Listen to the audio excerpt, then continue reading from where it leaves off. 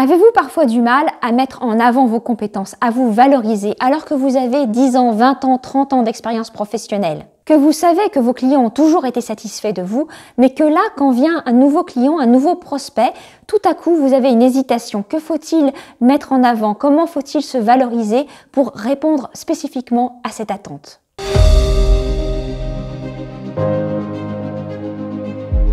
Alors pour vous aider, je vais vous partager aujourd'hui un exercice que je fais faire à mes clients qui va, je pense, vous faire faire un bond en avant, en tous les cas en termes de reprise de confiance en vous.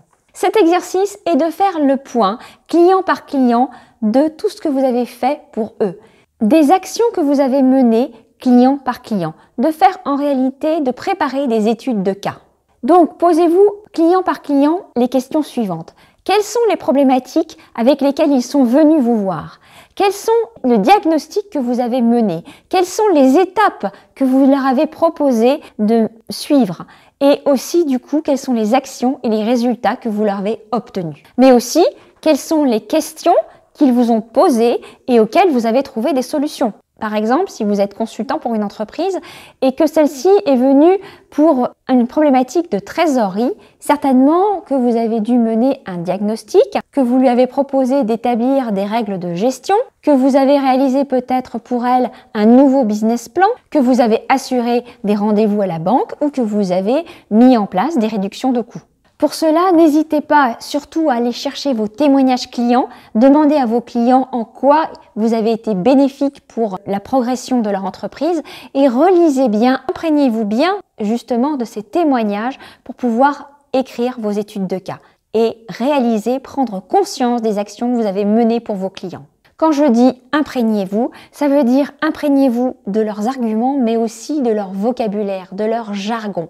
Comme ça, vous allez pouvoir, avec leur jargon, établir vos offres ou réviser vos offres pour pouvoir parler dans le langage de vos clients et créer ainsi une identification de vos clients à vos propositions de façon automatique. Du coup, en vous imprégnant du jargon de vos clients, vous allez pouvoir formuler vos argumentaires en fonction des bénéfices et non pas en fonction des caractéristiques de ce que vous faites.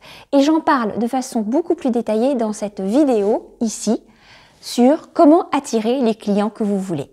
J'espère que ce contenu vous sera utile pour pouvoir mieux valoriser vos compétences et les actions que vous menez pour vos clients. Et maintenant, c'est à vous. Partagez-moi comment vous avez l'habitude aujourd'hui de mettre en valeur votre expertise, de mettre en valeur, de valoriser vos compétences. Répondez-moi en bas de cette vidéo. Je serai très heureuse de pouvoir continuer cette discussion avec vous. Et pendant que vous serez sur le site, profitez-en de vous inscrire, car si vous n'êtes pas inscrit, vous recevrez automatiquement un cadeau en audio, une formation offerte sur comment décider vos futurs clients en toutes circonstances, grâce au neuromarketing. Si vous avez aimé cette vidéo, likez, et si vous pensez que ce contenu peut être utile à d'autres entrepreneurs, alors surtout, partagez. Merci beaucoup pour votre attention et votre confiance. Et je vous dis à très vite dans une prochaine chronique. Si vous souhaitez vous débarrasser de votre stress parce que vous faites face à un imprévu, parce que vous changez de vie professionnelle ou parce que vous êtes harassé par les difficultés, alors cette chronique est pour vous.